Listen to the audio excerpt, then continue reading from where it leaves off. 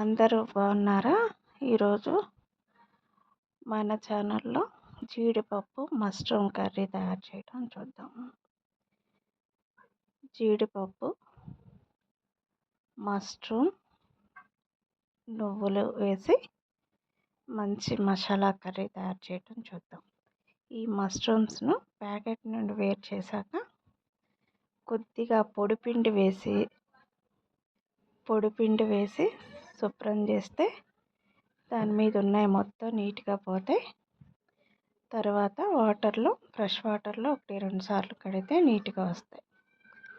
దీనికోసం జీడిపప్పు, 2 స్పూనుల జీడిపప్పు, 1 స్పూన్ నువ్వులు, అల్లం వెల్లుల్లి పేస్టు, పచ్చిమిర్చి, కొత్తిమీర, కరివేపాకు తీసుకోవాలి. నువ్వులను జీడిపప్పుని పేస్ట్లా చేసుకోవాలి. ముందు కొంచెం అల్లం చిన్నిపాయ పేస్ట్ వేసి వేయిస్తున్నాము. జీడిపప్పు, ఉల్లిపాయ, టమాటా, నువ్వుల్ని మంచిగా పేస్ట్ చేసి పెట్టాము. వాటిని అల్లం చిన్నిపాయ పేస్ట్ వేగాక వేద్దాము. అల్లం చిన్నిపాయ పేస్ట్ కొంచెం వేయించాక జీడిపప్పు, ఉల్లిపాయ, నువ్వుల పేస్ట్ కూడా వేసేసాం. ఈ అల్లం చిన్నిపాయ పేస్ట్ వేగాక మంచిగా వేగుతూ ఉంది. అడుగంటకుండా తిప్పుతూ ఉండాలి. దీన్ని ఇలా తిప్పుతూ ఉంటేనే మంచి స్మెల్ వస్తూ కూర కావలసిన గ్రేవీ మొత్తం కుక్ అవుతుంది. ఇది కుక్ అయ్యాక కడిగి శుభ్రం చేసి పెట్టుకున్న మష్రూమ్స్ని డైరెక్ట్గా వేయటమే. వాటిని వేసాక మరి కొద్దిసేపు ఆయిల్ పైకి వచ్చేలాగా ఉడికించాలి. నెక్స్ట్ కొత్తిమీర మళ్ళీ పైన చల్లాలి. కట్ చేసిన కరివేపాకును కూడా కొంచెం చల్లుకోవాలి. కూర అలా వస్తుంది.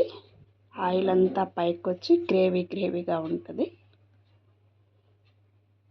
ఇలా జీడిపప్పు, నువ్వుల పేస్టు వేసి కూడా మంచిగా మష్రూమ్ కర్రీ తయారు చేసుకోవచ్చు. టమోటా, ఉల్లిపాయ, జీడిపప్పు, నువ్వుల పేస్ట్తో. ఇది ఎంతమంది తిన్నారో కామెంట్ చేయండి. తినకపోతే ఒకసారి ట్రై చేయండి. ఇంతకుముందు మన ఛానల్లో పుట్నాల పప్పు, వేయించిన శనగపప్పుతో కర్రీ పెట్టాను. అది ఎప్పుడుదో ఓల్డ్ది, పాతది, అమ్మమ్మలు నాయనమ్మలు చేసే టైంది. ఇది న్యూగా ఇప్పుడు జనరేషన్ చేస్తున్నారనమాట. అది అమ్మమ్మలు నాయనమ్మలు జీడిపప్పు, పల్లీపప్పులతో, పుట్నాల పప్పు, పల్లీపప్పులతో చేసేవాళ్ళు. ఈ జీడిపప్పుది ఈ న్యూ జనరేషన్ ఎక్కువగా చేస్తున్నారు. మీరు ఏది కావాలంటే అది చక్కగా తయారు చేసుకోవచ్చు. మష్రూమ్ జీడిపప్పు కర్రీ చూసారా ఎంత నీట్గా ఉందో. చాలా బాగా వచ్చింది. తినటానికి కూడా చాలా బాగుంటుంది. ఫ్రెష్గా అప్పుడు తెచ్చుకొని అప్పటికప్పుడు చేసుకుంటే ఈ బ్లాక్ కూడా రాదు. ఈ ప్యాకెట్ తెచ్చి 2 రోజులు అయింది, మర్చిపోయాను. డీప్లో పెట్టినా కూడా కొద్దిగా కలర్ చేంజ్ అయినా కూడా బాగానే ఉంటుంది. ఫుడ్ వేస్ట్ కాకుండా ఫుడ్ను సద్వినియోగం చేసుకోవటం నేర్చుకుంటే చాలా మంచిది. నేను ఒక రైతు బిడ్డగా చెప్తున్నాను. చాలా కష్టపడితే కానీ పొలంలో నుంచి మన చేతికి వస్తాయి. ఏ ఐటమ్ అయినా కూడా వేస్ట్ చేయకుండా దాని అవసరం ఉన్న వాళ్ళకి మనం డిస్ట్రిబ్యూట్ చేస్తే ఒకవేళ మిగిలినా కూడా దాని ప్రతిఫలం ఎప్పుడూ మనకి